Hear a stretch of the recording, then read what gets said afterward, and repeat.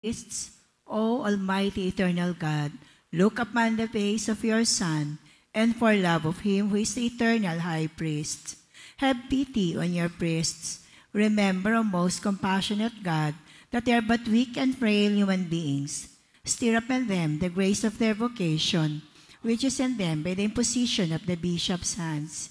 Keep them close to you, lest the enemy prevail against them, so that they may never do anything in the slightest degree unworthy of their sublime vocation. O Jesus, I pray for your faithful and fervent priests, for your unfaithful and tepid priests, for your priests laboring at home or abroad in distant mission fields, for your tempted priests, for the lonely and desolate priests, for your young and elderly priests, for your sick and dying priests, for the souls of your priests in purgatory.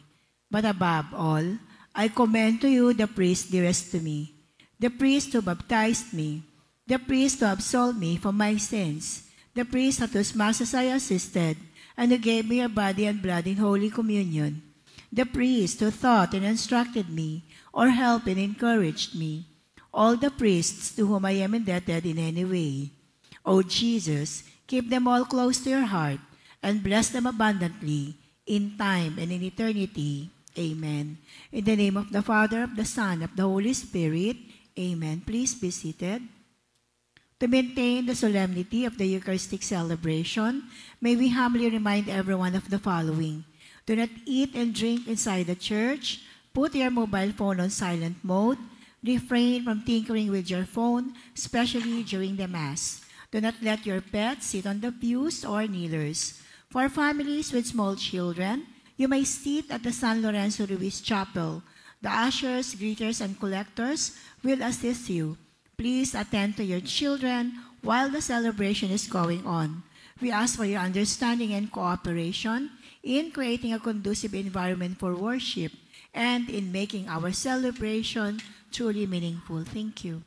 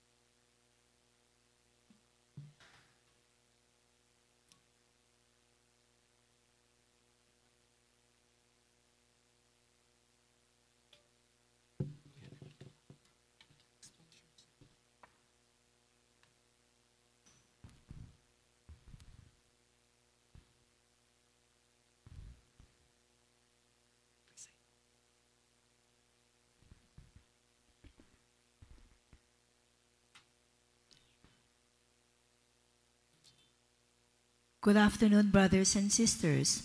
Welcome to our celebration of the Holy Sacrifice of the Mass. Today is for the 14th Sunday in Ordinary Time. Our presiders, Reverend Father Jerome Siciliano, Rector of the EDSA Shrine. Please stand.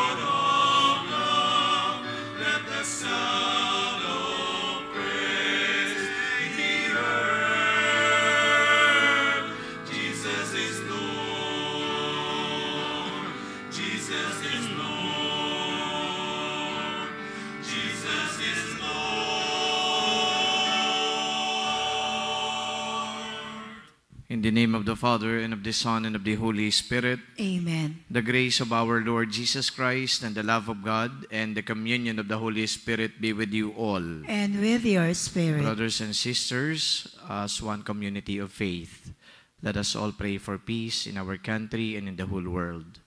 Let us also pray for healing. Let us also invoke the Lord to grant eternal repose to those who died, especially to the mother of Father Matthew Isabel. We now prepare ourselves to celebrate the sacred mysteries. Let us call to mind our sins and ask the Lord for His forgiveness and mercy. Lord Jesus, you were sent by the Father to proclaim and establish God's kingdom on earth. Lord, have mercy. Lord, have mercy. Lord Jesus, you sent your disciples to be the heralds of the kingdom among all peoples. Christ, have mercy. Christ, have mercy. Lord Jesus, you founded the church to be the sign and instrument of your salvation for all human beings. Lord, have mercy. Lord, have mercy. May Almighty God have mercy on us, forgive us our sins, and bring us to life everlasting. Amen.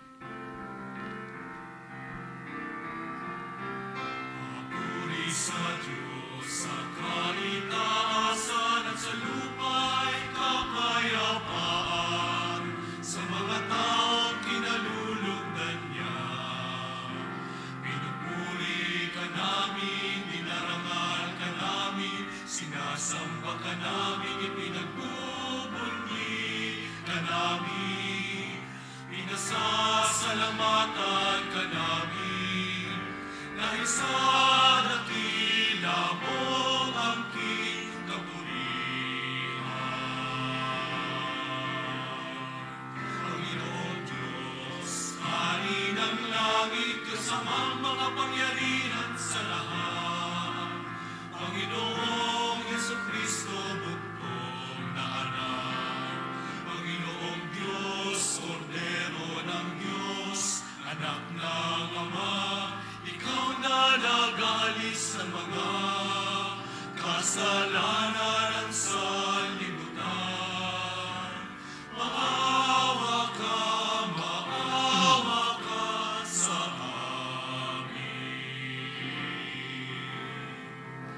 Tanggapin mo ang aming kahilingan. Ikaw na naluluklo sa kanan ng Ama. Maawa ka sa amin. Sapagkat ikaw lamang ang banal, ikaw lamang ang Panginoon. Ikaw lamang, O Jesucristo, ang kataas-taasan kasama ng Espiritu Santo sa kadakilaan ng Diyos Ama.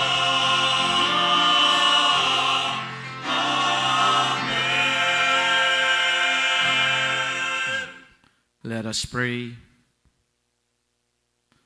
O God, who in the abasement of your Son have raised up a fallen world, fill your faithful with holy joy, for on those you have rescued from slavery to sin, you bestow eternal gladness.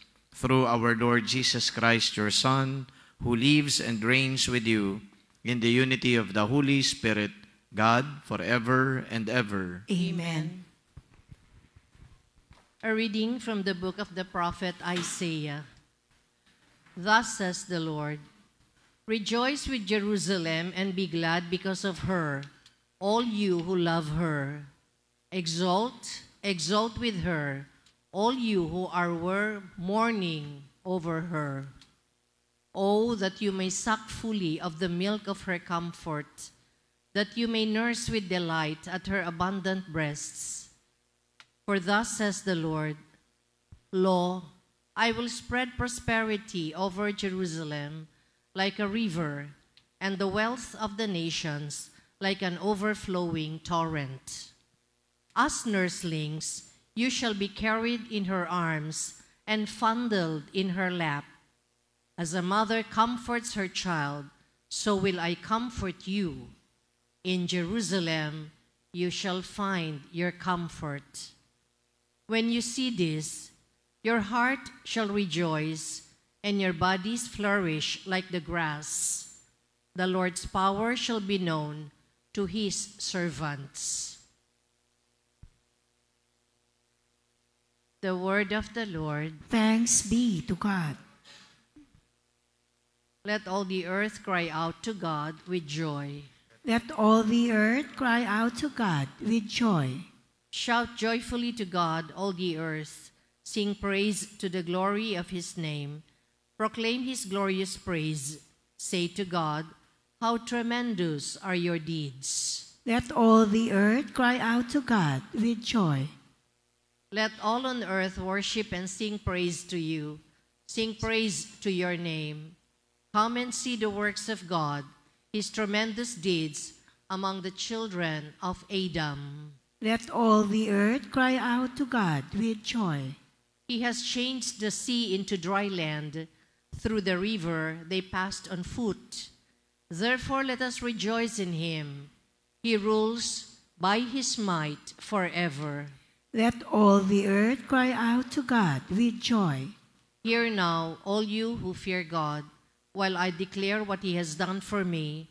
Blessed be God who refused me not my prayer or his kindness. Let all the earth cry out to God with joy.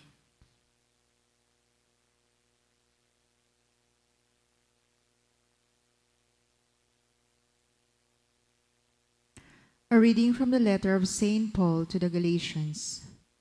Brothers and sisters, may I never boast except in the cross of our Lord Jesus Christ, through which the world has been crucified to me, and I to the world.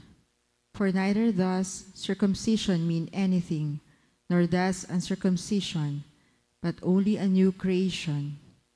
Peace and mercy be to all who follow this rule, and to the Israel of God. From now on, let no one make troubles for me, for I bear the marks of Jesus on my body. The grace of our Lord Jesus Christ be with your spirit, brothers and sisters. Amen. The word of the Lord. Thanks be to God.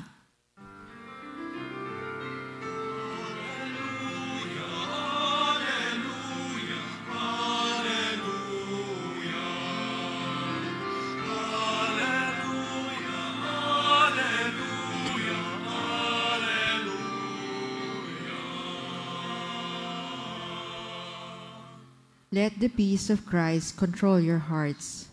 Let the word of Christ dwell in you richly.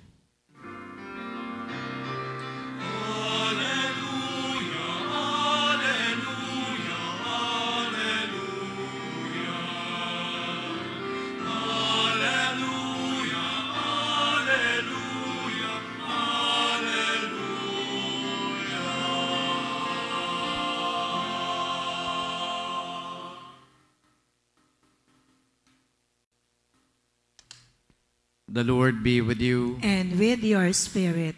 A reading from the Holy Gospel according to St. Luke. Glory to you, O Lord.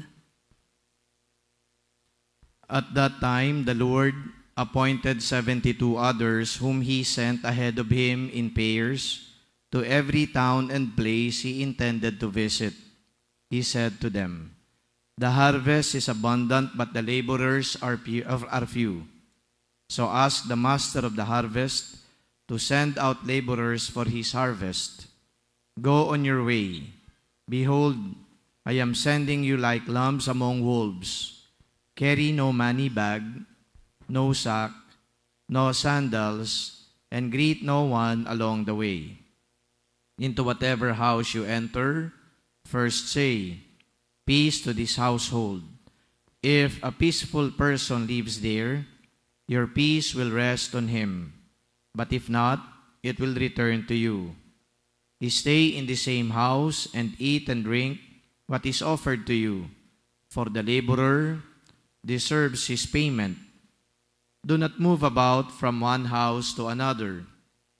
Whatever town you enter and they welcome you, eat what is set before you, cure the sick in it, and say to them, 'The kingdom of God is at hand for you.'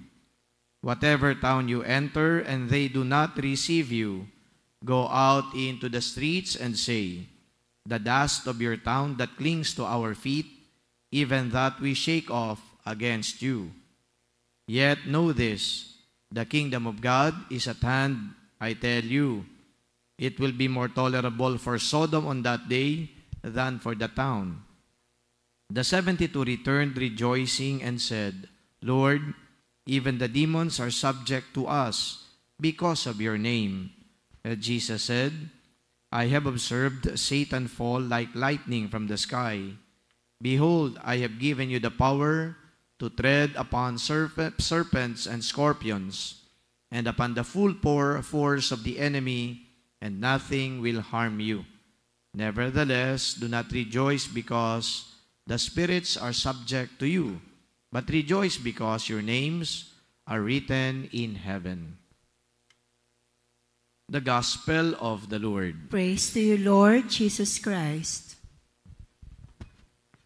Kung pinakinggan po ninyong maigi yung pong Gospel, ito po ay para sa mga sinugo ng Diyos na magbahagi o di kaya magproklama ng kanyang salita. Kumbaga, parang ito ay mensahe para sa amin bilang mga pari, bilang mga reliyoso, at iba pa na naglilingkod sa pagpapalaganap ng salita ng Diyos. Pero kahit na ito ay primarily para sa amin, maganda rin na sa pagninilay na gagawin po natin, makita din ninyo kung ano naman ang hamon para sa inyo. Pero guys, unahan ko na, kung ito ay para sa amin, mga paalaala ni Kristo sa kanyang mga disipulo at mga tagapangaral, tagapagbalita, tagapalaganap ng salita ng Diyos, makakaasa kayo na kung ganito man nga ang mga sinugo ni Jesus, kayo ay makakatanggap lagi ng biyaya. So kayo, na mga pinagmiministrohan ng mga pari, ay secured na kayo ay binibigyan talaga ng biyaya galing sa Diyos at hindi lang kung ano-anong bagay. Umpisahan po natin doon po sa konsepto ng pangangalaga ng resources ng simbahan, especially financial resources. Naniniwala po ba kayo na sa simbahan ay meron din pong korupsyon? Pagtaas po ng kamay ang naniniwala. Ayan, ako, ang bilis, ano? Totoo po, meron din namang korupsyon sa simbahan. Kasi kung wala pong korupsyon sa simbahan, hindi po sana pinaigting yung konsepto ng stewardship at saka transparency. Ngayon po sa simbahan, ito po ay mariin na talagang ipinatutupad yung stewardship at saka yung transparency. Ano po bang ibig sabihin ng stewardship? Ito po ay isang konsepto na ang ibig sabihin, ang mga tao sa simbahan ay hindi nagmamay-ari ng kung ano man ang natatanggap ng simbahan, galing sa koleksyon, galing sa donasyon, galing sa mga donors, o di kaya iba pa na mga nagmamalasakit sa simbahan. Ulitin ko po, hindi yan pagmamay-ari ng pari. Kapag yan ay inisip ng pari na kanya, gagastusin niya yan para sa kanyang pangangailangan. But the concept of stewardship is all about we as pastors or as priests are mere caretakers of the resources that you're giving to the church. At yung mga resources na yan, ginagamit para mas mapalagana pa yung misyon ng simbahan, ang pagpapalaganap ng salita ng Diyos at iba pa na mga pastoral o di kaya social services na ginagawa po ng simbahan. Ngayon, napakarami na ho na pag-i-institutionalize itong konsepto ng stewardship. Ang isa sa ginagawa para i-institutionalize po ito ay unang-una, magkaroon po ng mga seminars, conferences, hindi lamang po dito sa Pilipinas, pati na rin po sa Vatican. Dahil sa Vatican din naman, napakalaki ng issue ng korupsyon. Ilang pong mga kleriko involved din sa korupsyon. Napakalalaking pera ang pinag-uusapan, hindi lang po dolyar, kundi euro. Dito naman sa Pilipinas, milyon-milyon din pong pera nawawala para sana sa simbahan, pero hindi ma-account ng pare na pinagbigyan nito. Conferences, ginagawa po yan. Pangalawa, para institutionalize yung pong stewardship, nag-create din po ng mga komisyon na stewardship sa iba't ibang mga dioceses at pag binaba mo po yan sa ating pong mga parokya, kasama na ng shrine at saka chaplaincies, dapat ang mga parokyang ito, mga simbahang ito, chaplaincies at shrines, nagtatayo din po sila ng finance council. At sino ang bumubuo ng finance council? Ito po ay binubuo ng mga laiko na katulad po ninyo. Anong ginagawa ng mga laikong ito? Sila po ang nagpapatupad ng tinatawag na check and balance. Sila po ay nagpapatupad din ng kumbaga ay transparency, ika nga. At sino naman ang mga laikong ito? Sila yung mga experts, may kinalaman ng kanilang trabaho yung po sa pangangalaga ng pera. Another way of institutionalizing the so-called stewardship. Again, ang konsepto ng stewardship, tagapangalaga lang kami, hindi kami nagmamay-ari. At bilang tagapangalaga, kailangan din rational yung aming spending, justified yung aming spending. Ang spending hindi para sa sarili, kundi para sa ikabubuti at benepisyo ng mga tao na pinaglilingkuran namin. Yung transparency, ano naman ang ibig sabihin nito? Palagay ko naman, di na kailangan nating i-google, sa salita pa lang, dapat alam na alam ninyo kung papaano ginagastos kung anuman ang pera na binibigay sa simbahan. At hindi lang alam ninyo kung papaano ginagastos, dapat yung intention ng donor ay sinusunod ng pare. Halimbawa, meron po dito sa inyo, nagsabi, Father, magdo-donate po ako. Tatanungin ngayon nung pare, para saan po yung donation ninyo? Ang donation ko po na yan, Father, ay para sa ipinagagawa po ninyong adoration chapel. Dapat yung donation na yon, tunay nga, gagamitin mo sa ipinapagawang adoration chapel. That's part of transparency. Kapag hindi ginamit ng pare yung ibinigay ng donor para sa pagpapagawa ng adoration chapel, yan ay isang uri na ng korupsyon. Maliwanag ba? So ito pong mga bagay na ito ay pinapatupad. Nang sa gayon, kayo ho na mga pinaglilingkuran namin, magkakaroon kayo ng tiwala. Assured kayo, pangalawa, nang binibigay po ninyo ay napupunta doon sa intended na project. At pangatlo, kayo po ay nakakaalam na yung pare ay hindi naman niya binubulsa. Hindi naman niya ginugugol o ginagamit sa pag-i-enjoy lang ng buhay. Masama pa nga po nito ang mga akusasyon ng iba kapag daw ang isang pare ay corrupt. Ang iniisip kagad nila, dahil may pinagkakagastusan yan. Ano kayang pinagkakagastusan ng pare? Mag-isip nga kayo. Meron daw yatang buti kung girlfriend lang. Paano kung boyfriend? Di ba? Mas malala yun. Di ba? Kasi ganito na nga ho yun. Real talk po ito, real talk. Ang salita ng Diyos, dapat real talk. Walang patumpik-tumpik. Yung nga lang, tayo ay nagre-reflect ng mga bagay na ito, hindi para ikondena, kundi para mas maintindihan natin ano ba yung dynamic sa simbahan. Ngayon, halimbawa, nagbibigay kayo ng koleksyon dito sa simbahan. Hindi naman kayo tinatanong para saan ba yung ibinibigay ninyo na inuhulog ninyo na 20 pesos dun sa koleksyon. Diba? Hindi naman kayo tinatanong. Para po maintindihan ninyo, yan naman po ay ginagamit, ginugugol para po sa operasyon ng simbahan. Ano po ba yung mga operations ng simbahan? Tanggalin muna natin yung pastoral na kumbaga ay interventions or programs ng simbahan. Yung mga basic muna. Dito ho, medyo malamig ho ba sa loob ng chapel? Malamig ho ba? Okay. Kaya po malamig yan dahil may aircon. Yung air conditioning units na yan, kapag ginamit natin at kumonsumo ng kuryente, hindi naman po yan libre sa Meralco. Tama po ba? Ngayon, saan gagamitin natin yung collection ninyo?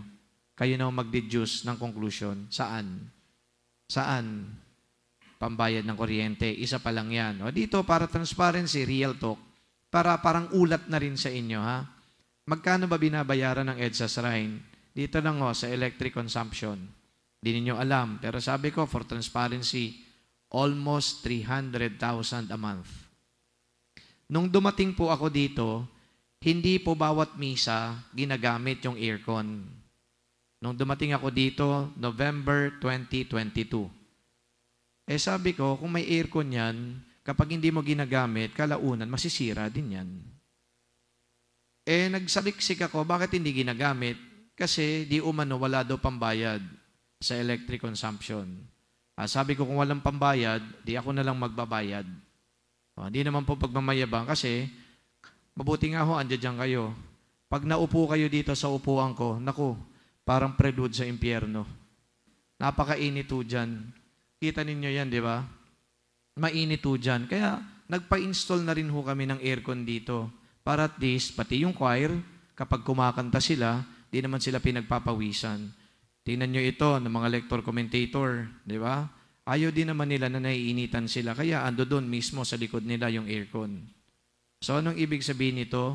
Ginagamit natin kung ano man ang resources na meron tayo para sa pangangailangan natin. Bakit naman kailangan naka-aircon? Tingnan nyo naman po yung sitwasyon ng ating simbahan. Di ba kulob na kulob?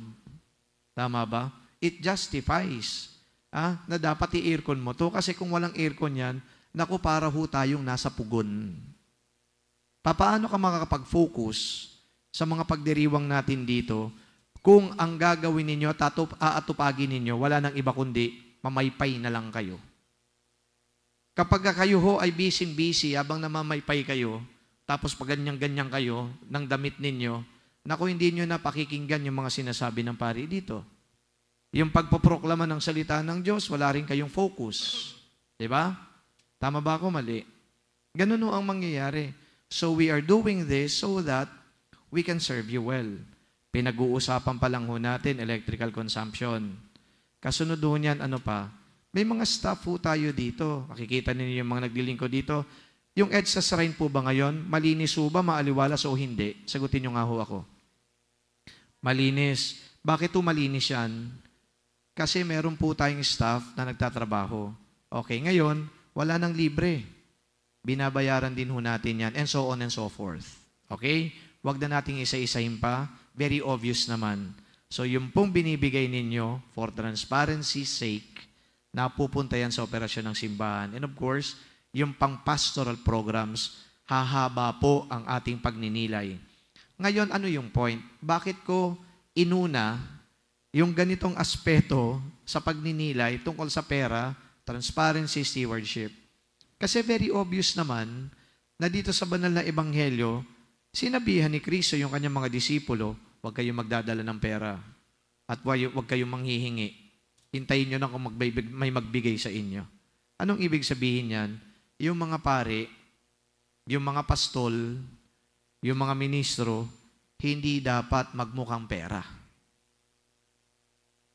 Dapat ang pinagkakaabalahan ng pari ay yung mga bagay, mga programa na makakatulong sa mga tao. Kasi sabi dito ni Kristo, focus lang kayo sa inyong mga gawain. Ipamahagi ninyo ang salita ng Diyos. Huwag na kayong magdala-dala ng kung ano pa, makakasagaba lang yan. Mawawala lang kayo sa focus. Doon lang, punta kayo sa mga bahay-bahay. Sabihin niyo sa kanila yung salita ng Diyos. Ganun lang ho kasimple yung bilin ni Jesus. Pero ngayon, siyempre, nag-i-evolve ang sitwasyon. Kaya itong mga bagay na ito, kailangan na natin. Noon, wala pa namang sound system. Di ba? Ngayon, kinakailangan sa mga simbahan, numero 1 yan, very basic yan. Bago mo pa man pagandahin ang simbahan, kasi yung iba, gusto nila, doon tayo kasi maganda yung simbahan na yun. Doon tayo kasi maaliwalas doon. Doon tayo kasi kapag nasa loob ka ng simbahan na yun, feeling mo talaga nasa langit ka na. Sana nga ho, nasa langit na tayo. Diba? Pero ang point ko, pinaka-basic, sound system. Kasi kahit na anong galing ng pare, kapag hindi naman din naiintindihan yung kanyang mga sinasabi, dahil yung sound system ay palpak, wala din ho kayong mahihita, wala kayong makukuha. So kaya anong gagawin? Ini-improve din ho ang sound system. So balikan natin yung mga disipulo ni Jesus. Totoo nga naman noon, wala pang ibang pagkakagastusan. Di naman kinakailangan na air condition yung simbahan, di naman kinakailangan may sound system. Kasi sabi nila, pumasok lang kayo dun sa town. Kung may magpatuloy sa inyo sa bahay, alam nga naman sa bahay, magsa-sound system ka pa. Magmimikropono ka pa. Ginagamit lang natin yan kapag nagbibideo, okay lang. Pero doon, pumasok lang kayo sa mga tahatahanan dyan. At ipangalandakan nyo na, ipangaral nyo na ang salita ng Diyos. Okay na yan. Ngayon, kung meron man na hindi magpapatuloy sa inyo, abay, umalis kayo. Di naman pala kayo kailangan eh. Pero warningan nyo din na andi dito ng paghahari ng Diyos. So again, the basic concept is focus on delivering the message. Wala na nung kung ano-anong mga bagay na maaaring makaalis pa ng attention ninyo. Maaaring makaapekto pa sa gagawin ninyo. But this, my dear friends, in our time, ginagawa natin yan, hindi para mawala ang inyong attention, para lalo nga kayo makapag-focus. Sinabi ko na, kapag wala tayong lamig sa loob ng simbahang ito, lahat kayo magmula sa lay minister hanggang dito sa gilid-gilid, puro kayo nagagaganyan. Dahil kulob tayo dito. Now at least, we can focus on listening to the word. Am I right? Pero yan, makakaasa kayo na kami naman dito sa shrine, binibigay namin sa inyo, ginagamit namin kung ano man ang nauna na ibinigay ninyo. Para sa simbahan, and then pabalik sa taong bayan. Para akong politiko na nagsasalita, no? Pero ganun. Real talk, sabi ko, real talk, di ba? Nagbigay kayo para sa simbahan, pero ibabalik namin sa taong bayan, sa inyo. Napansin ko ho, ngayon, sa EDSA, magtatatlong taon na ho ako dito, mukha yatang dumadami na naman yung nagsisimba sa EDSA Shrine. Bakit dumadami ang EDSA Shrine? Ang tao sa EDSA Shrine? Very obvious yung dahilan. Ano yung obvious na dahilan? Hindi po aircon. Pogi po yung pare. Yung mga lalaki dito nainggit no? hindi gumiti Hindi po, seriously, kasi nga ho, nakikita ninyo, naaayos natin yung simbahan.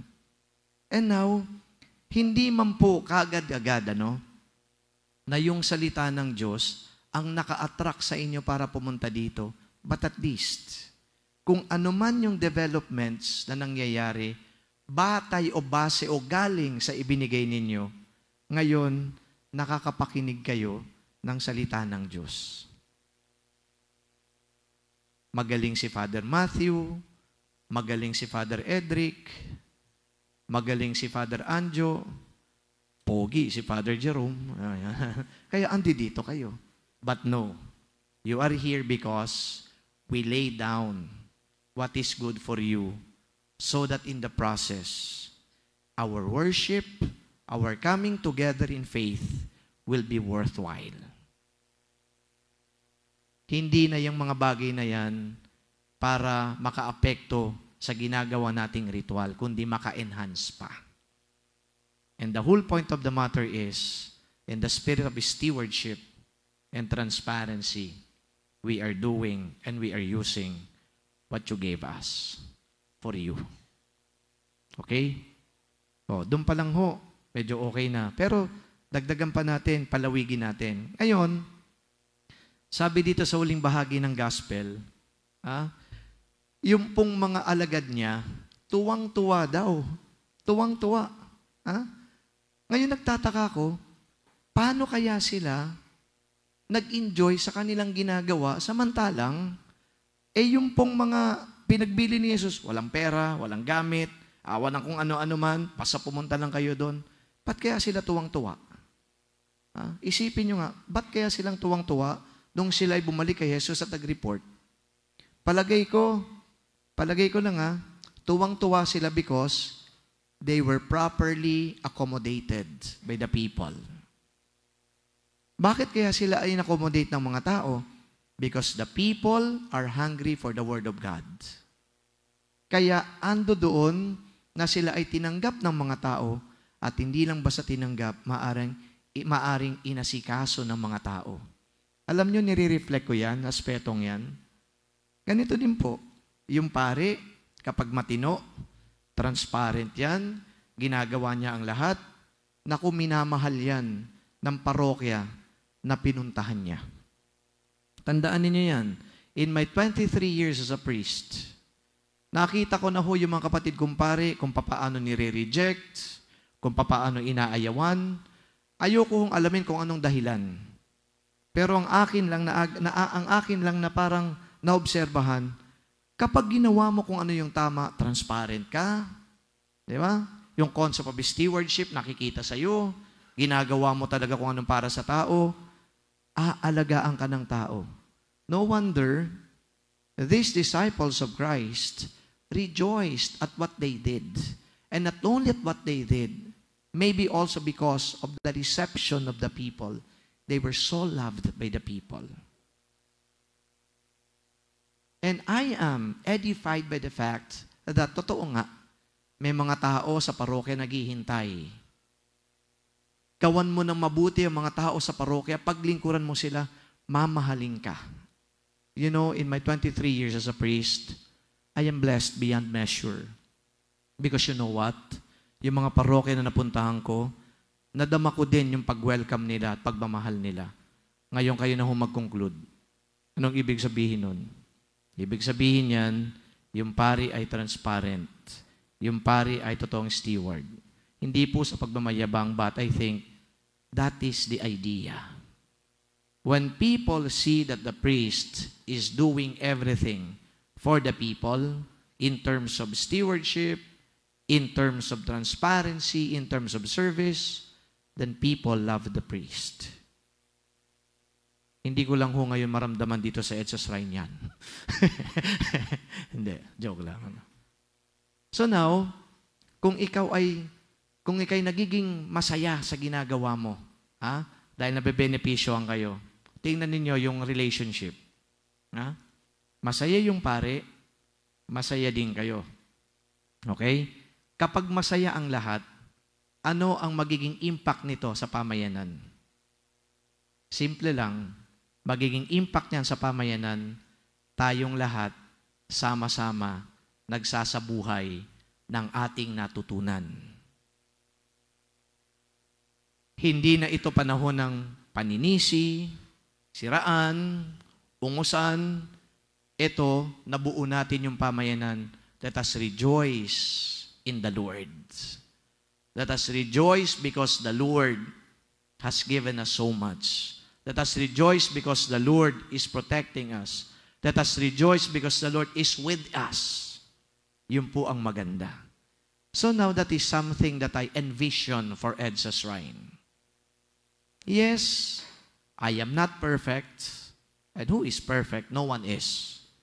But at least, let us all do our jobs together, our works together. Gawin natin ang lahat para yung pamayanan na dapat paglingkuran at kayo na pinaglilingkuran ay tunay nga na makita si Jesus. Because the whole point of this gospel, I think, no money bags, no sandals, no stuff, because we want only to see Jesus. And this is my last point. Nung binanggit ko kanina na minamahal nila yung pare kasi matino naman yung pare, di naman ganito yung pare, ginagampanan ng pare ang kanyang tungkulin, ibig lang sabihin nun, people see in the priest the face of God. And that is, I think, what Jesus want for His disciples. As you go, make disciples of every nation, cure the sick, proclaim the word, pero hindi kayo ang makikita nila. Hindi kayo mapapansin nila. Dahil sa mabuting ginagawa ninyo, mga disipulo ko, ang makikita nila ay ang mukha ng Diyos. That is my prayer as a pastor. That as we serve you, you see in us the face of God. At kami naman na nagsusumikap, tunay nga magampanan ang tungkulin namin para sa bawat isa sa inyo. Amen.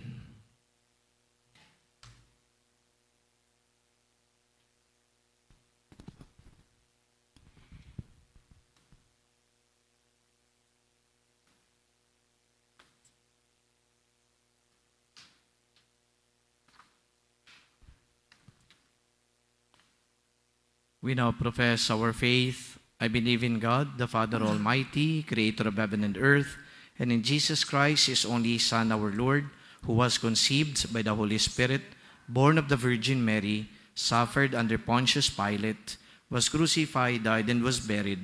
He descended into hell. On the third day He rose again from the dead. He ascended into heaven, and is seated at the right hand of God, the Father Almighty. From there He will come to judge the living and the dead. I believe in the Holy Spirit, the Holy Catholic Church, the communion of saints, the forgiveness of sins, the resurrection of the body, and the life everlasting. Amen. Amen. The field of evangelization today is much vaster than it was in the time of Jesus. Even greater is the need for missionaries, priests, nuns, deacons, lay ministers, catechists, and other lay pastoral ministers. Aware of this, let us pray to the Master of the harvest. Lord, send more worthy laborers to your church. Lord, send more worthy laborers to your church, that the church may have numerous members working full-time for the spread of the kingdom. Let us pray. Lord, send more worthy laborers to your church, that the Holy Father, Pope Leo XIV, and all our bishops may enjoy the valiant and loyal support of all the people of God. Let us pray. Lord, send more worthy laborers to your church, that our diocese and parishes may have more priests and nuns to cater to the spiritual needs of the whole community. Let us pray. Lord, send more worthy laborers to your church, that the lay faithful in our communities may realize their vital role in the church and society and show generous commitment to that task. Let us pray. Lord, send more worthy laborers to your church, that the millions of non-Christians who await the proclamation of the kingdom may soon be reached by a large number of missionaries. Let us pray. Lord, send more worthy laborers to your church, that the young, whom Jesus calls to an apostolic life, may respond generously to his invitation. Let us pray. Lord, send more worthy laborers to your church. Let us pray in silence for personal intentions. We also include in our prayers all the intentions offered in this Mass. In a special way, we pray for the complete healing of Maria Elena. We pray. Lord, send more worthy laborers to your church. Lord Jesus, you are the great missionary of the Father, and reach your church with many more apostles. Make them holy, and bless their endeavors that they may bring the light of your gospel to all peoples, you who live and care forever and ever. Amen.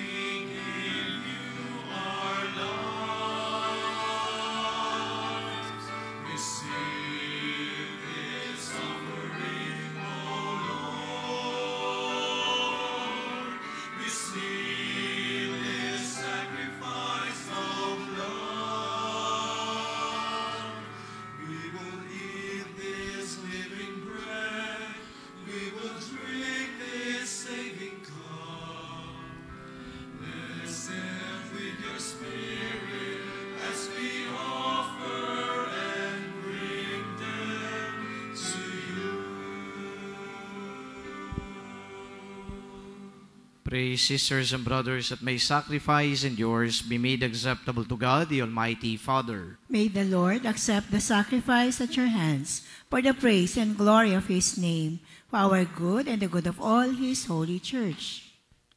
May this oblation dedicated to your name purify us, O Lord, and day by day bring our conduct closer to the life of heaven, through Christ our Lord. Amen. The Lord be with you. And with your spirit. Lift up your hearts. We lift them up to the Lord. Let us give thanks to the Lord our God. It is right and just. It is truly right and just, our duty and our salvation, always and everywhere to give you thanks, Lord, Holy Father, Almighty and eternal God. For when your children were scattered afar by sin, through the blood of your Son and the power of the Spirit, you gathered them again to yourself, that a people, formed as one, by the unity of the Trinity, made the body of Christ and the temple of the Spirit, might to the praise of your manifold wisdom be manifested as the church. And so in company with the choirs of angels, we praise you, and with joy we proclaim.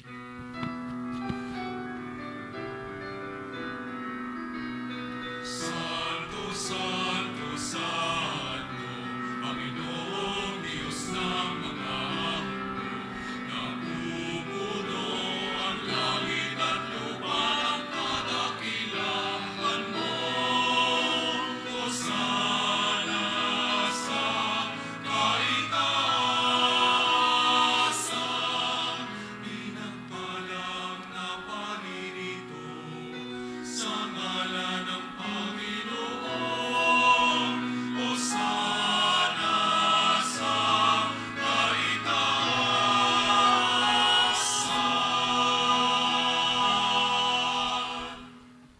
You are indeed holy, O Lord, the fount of all holiness. Make holy, therefore, these gifts, we pray, by sending down your Spirit upon them like the dew fall, so that they may become for us the body and blood of our Lord Jesus Christ. At that time he was betrayed, and entered willingly into his passion.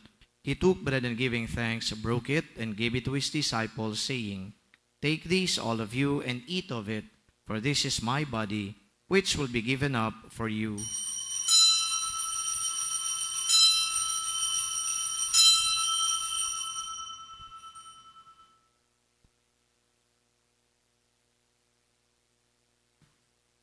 In a similar way, when supper was ended, he took the chalice, and once more giving thanks, he gave it to his disciples, saying, Take this, all of you, and drink from it, for this is the chalice of my blood, the blood of the new and eternal covenant, which will be poured out for you and for many for the forgiveness of sins. Do this in memory of me.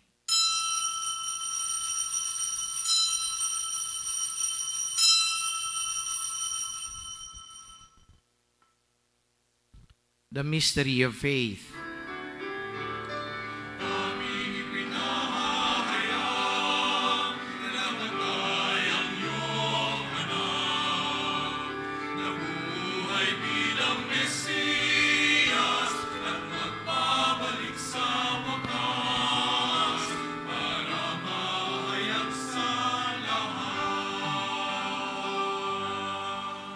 Therefore, as we celebrate the memorial of his death and resurrection, we offer you, Lord, the bread of life and the chalice of salvation, giving thanks that you have held us worthy to be in your presence and minister to you.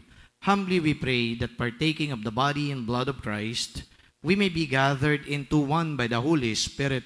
Remember, Lord, your church is spread throughout the world, and bring her to the fullness of charity, together with Leo, our Pope, Jose, our Bishop, and all the clergy. Remember your servants, Jean and Antonio, whom you have called from this world to yourself. Grant that they who were united with your Son in a death like his may also be one with him in his resurrection. Remember also our brothers and sisters who have fallen asleep in the hope of the resurrection, and all who have died in your mercy, especially Christina, Leslie, Elsie, Mercia, Erlinda, Rafael, Glicerio Sr., Nicolas Amando, and all the poor souls in purgatory. Welcome them into the light of your face. Have mercy on us all, we pray, that with the Blessed Virgin Mary, Mother of God, with Blessed Joseph, her spouse, with the blessed apostles, and all the saints who have pleased you throughout the ages, we may merit to be co-heirs to eternal life and may praise and glorify you through your Son, Jesus Christ. Through him, and with him, and in him, O God, Almighty Father, in the unity of the Holy Spirit, all glory and honor is yours forever and ever.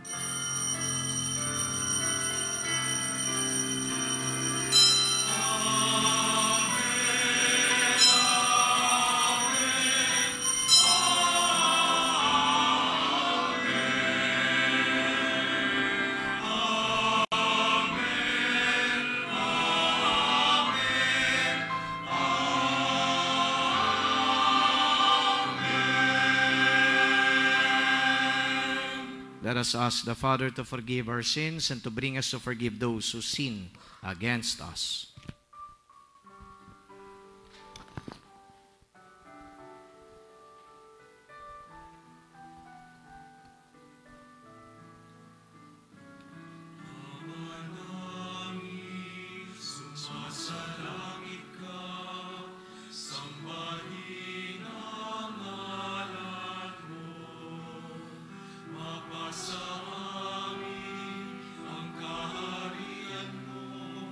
Sa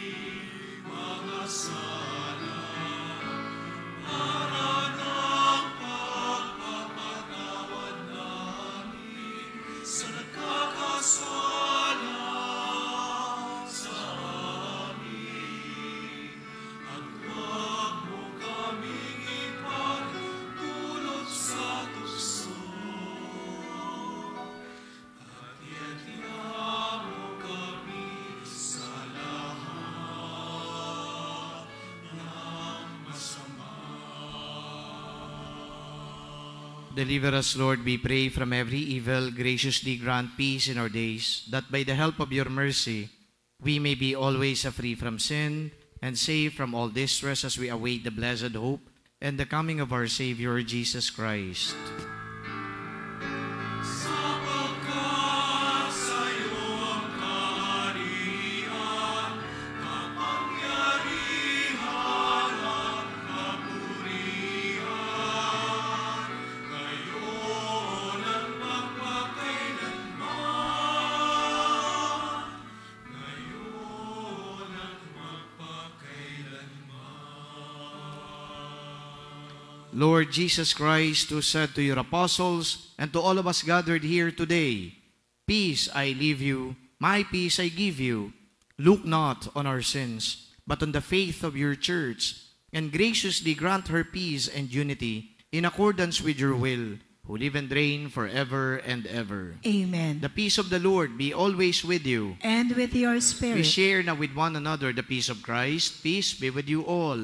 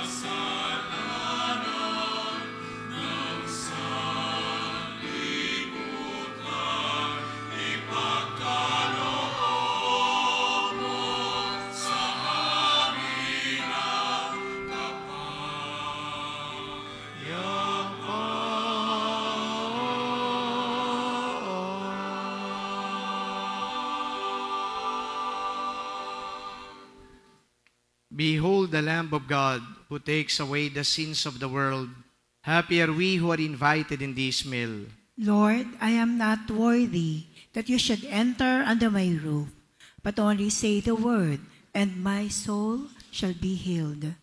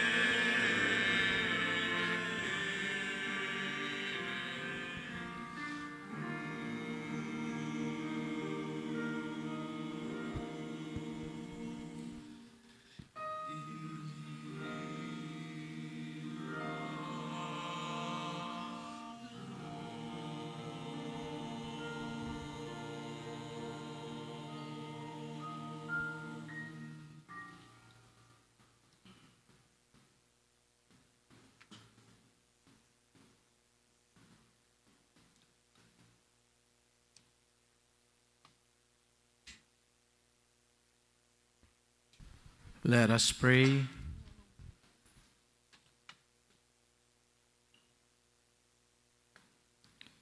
Grant, we pray, O Lord, that having been replenished by such great gifts, we may gain the prize of salvation and never cease to praise you through Christ our Lord. Amen. Please kneel.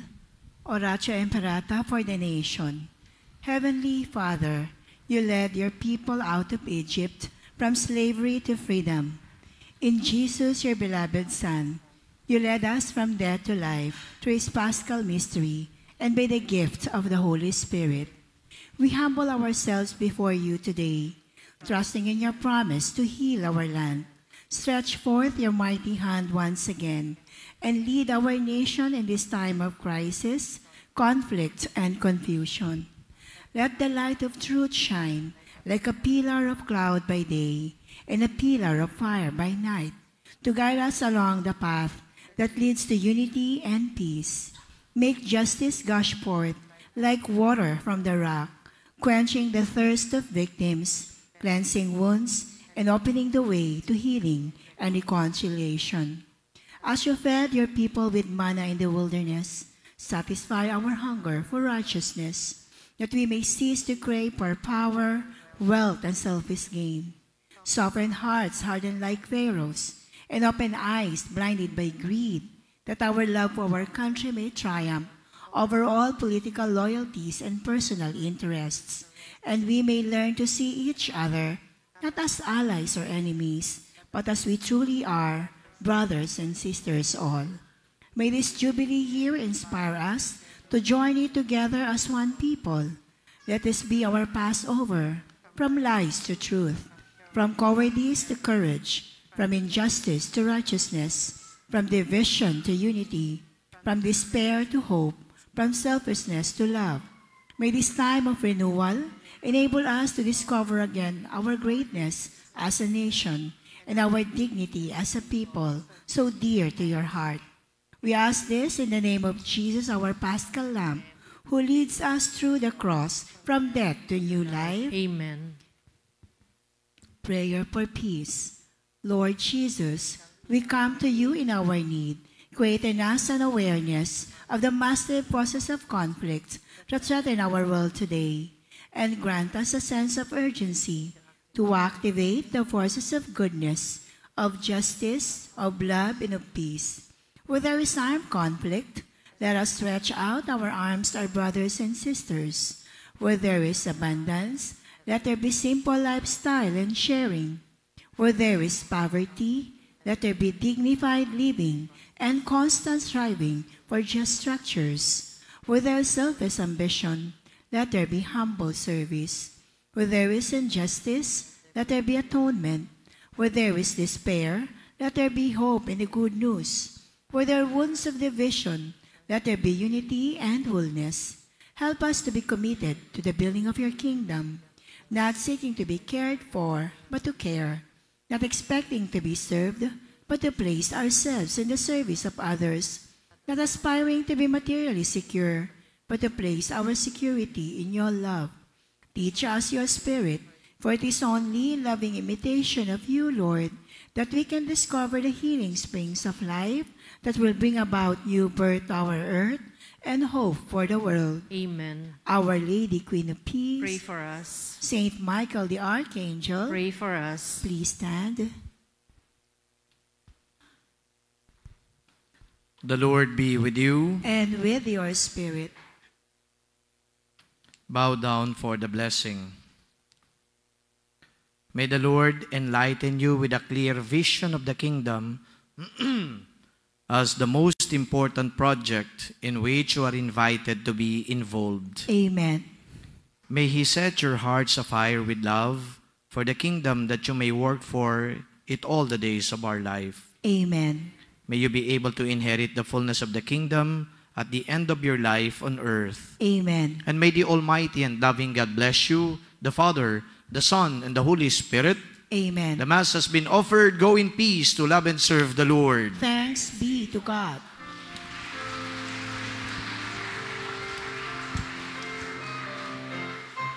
Kaya't ihayag purihin siya, ang ating ibunyag awitan siya.